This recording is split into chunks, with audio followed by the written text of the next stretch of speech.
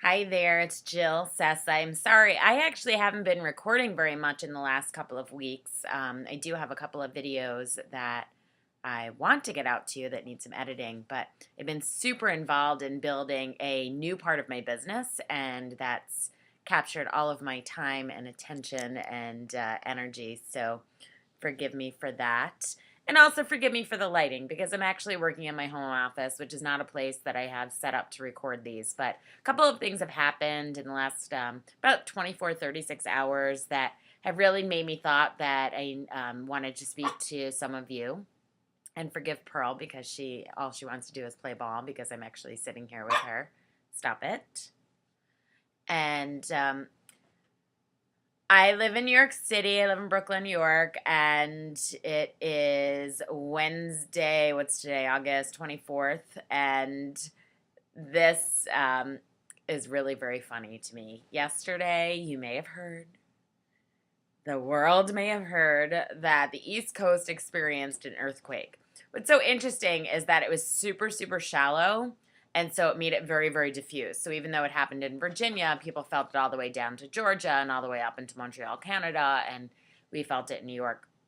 And I actually had been working for the University of Buffalo for the last several years, where the world's experts in earthquake research are located. So if you want some more information about what happened with that earthquake, go onto the University at Buffalo website, and there's actually some wonderful explanations from these leading researchers in earthquakes as to why it happened. But anyway, so that's neither here nor there, except for it really had me thinking once again about a topic I've talked about before, but it is reaction and choosing one's own reaction. So not only did we have this earthquake, but I've also had, it happens that this topic has come up at least 3, maybe 4 times in conversations with dear friends in just the last 2 days. And a couple of people have made some comments once they hear a little bit more about my history, or I share something, because these are private conversations. These are not things I share publicly. But once they hear a little bit more about my background, they kind of say, wow, I didn't know that about you. Or in one case, that explains so much about you, Jill, is what I heard. And what they were referring to is that, forgive me for saying this, but I believe live in complete integrity with myself, because one of my core values is that I get to choose every single day how I will act. I get to choose how I will go about my day. It's probably one of the characteristics that makes me a serial entrepreneur is, sometimes people like us don't necessarily fit into the workplace so well, more traditional workplace or a job workplace. But a lot of us live in reactivity to outside events, to outside influence, to people that really, when you think about it, have very, very little to do with us, our life, and how we can go about moving forward in this life. If you want to live a completely full and abundant life, I encourage you to be completely and totally aware of the world around you. I encourage you to have empathy for other humans in this world. I encourage you to know what is going on locally and globally. But on the flip side of that very same coin, I encourage you to think about how you are reacting to news, events, newspapers, media, people's comments, people's opinions on what you are doing with your life. Are you reacting? Are you taking things that have nothing to do with your immediate circumstances, day-to-day life, your opinion of yourself, and allowing them to become so huge a part of your day or of your mindset? Or are you choosing your actions and acknowledging living as a deeply committed and interested human, being concerned about the world, being concerned about others, but also taking into account and acknowledging that this might not actually directly affect you? The reaction to the earthquake yesterday was so poignant to me. It happened to be that I was in a very, very public place when it happened. I was actually at a hotel meeting with about, I think it was close to 150, 200 people there. I was sitting right up at the front, and the building started to shake. And this is a very large hotel, so significant property to be shaking. And somebody looked up and said, is the building shaking? And I said, oh, we're sitting on top of a subway. Don't worry about it. Because it was very minor. I mean, like 18, 20 seconds. Maybe you felt it in your belly. Maybe your chairs moved a little bit. But, you know, there was lots of crystal and glass in the room that we were in. And nothing fell and nothing shattered and nothing broke. Well, 10 minutes later, somebody, was on their BlackBerry or whatever and looked at the news, which I thought was also very interesting because we were in a class where they were asking us to pay complete attention. And so having your phone off should have meant having your phone off.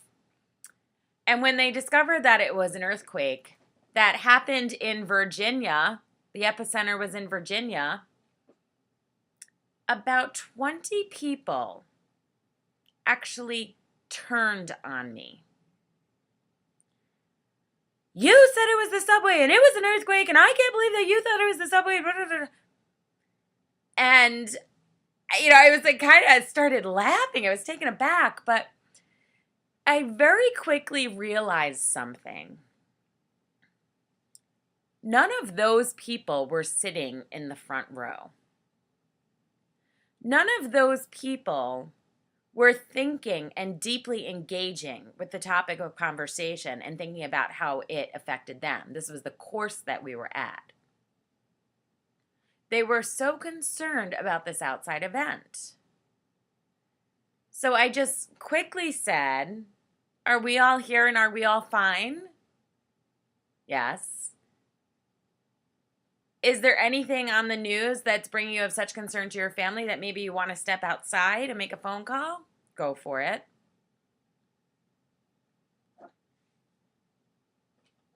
It was very telling to me how there were a lot of people that were at this event that were actually there because of they're seeking something. It was an opportunity seekers event. And the people who reacted so disproportionately also expressed desperation in many areas of their life and other conversations. They expressed extreme discontent in what is going on with their life. They expressed such negativity.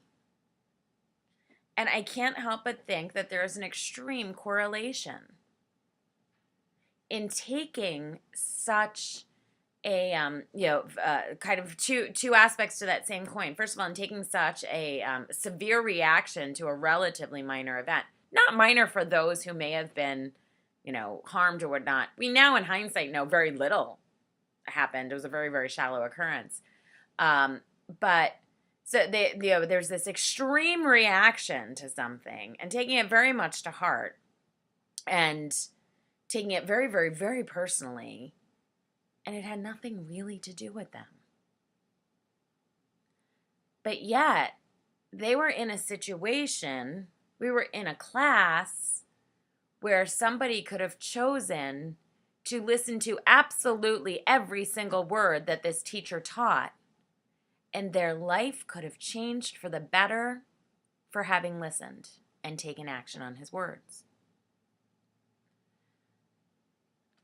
I sleep very well now, thank God, but I have to say that I had a little bit of sleeplessness last night thinking about this correlation to this overreaction to an event, an overreaction to a person, to me, for, I thought that was so strange how people reacted. I mean, actually turning on me as if I somehow created the earthquake because they thought it was the subway. We're in New York City. There's always a subway rumbling somewhere. And basically, that's what it felt like. It was that level of of tremors up in New York City. But is there a correlation between those who are not taking action on so many areas of their life and those that are overreacting to something that truly is not in their life? You may know this about me, but I don't have a TV in my immediate apartment, although I'm in a building which has access. So I'm not one of those people, oh, I don't watch TV, I don't watch TV. I just don't watch TV continuously. I don't have the news on anymore continuously. If you are at all connected to New York, then the days and weeks around 9/11, you know what it was like to be deeply affected by an event personally, but have the media and have the news and have that all out all the time messaging affect you emotionally. I know a lot of people that it took a very long time for them to kind of dig out of it, and maybe they didn't even directly lose somebody. Believe me, that was a national tragedy. That was an international tragedy. Definitely not comparing it to this earthquake, but it was the time when I really started to think about how the never-ending presence of news affects my life. And I live a life of very conscious choices. I live a life where I decide every single day, is today this day or is today that day? Is this minute this or is this minute that? Am I getting into action or am I not getting into action? There are days when the decision is no, I'm not in action today. That's okay. It's a decision. It's my decision. It's my action. It's my control. So I want you to, kind of think about what has your reaction been of the last 24 hours if you live on the East Coast. If you live on the West Coast, I kind of have a feeling I know what it is. You were kind of laughing at some of us. But how are you taking things into your mind, into your mental energy, into your mental imagery that don't move you forward in your life, on your purpose, into your goals? How are you taking them in? Are you taking them in, taking note, and letting them move on? Or are you reacting to them in such a way that is stopping you on your journey? If you are a person who is desperate to change your circumstances, focus on changing your circumstances. Don't focus on everything else that's happening in the world. Be aware of it. Be a worldly person. Be knowledgeable. Be wise. But take actions that affect your life on a daily basis. Now, all of this last, 10 minutes or so may seem kind of harsh to some of you. If it does, I want you to check that reaction out too. Talk to me about it. If you want to send me a message, an email, my phone number is available even to you. Please get in touch. I'd love to talk to you about it. I'd love to hear your thoughts if you agree or disagree with me. But if you're finding that you're stuck and you can't figure out why, do some self-analysis of maybe the last 24 hours, the last 36 hours, the last couple months or years in your life, and really deeply think about it. If you want me to help you through, I'd be more than happy to do that. I want you to think about this. I say it often, be you, be unabashedly you. And that even involves not letting others determine what that is. Here's the best to you. I look forward to talking to you soon.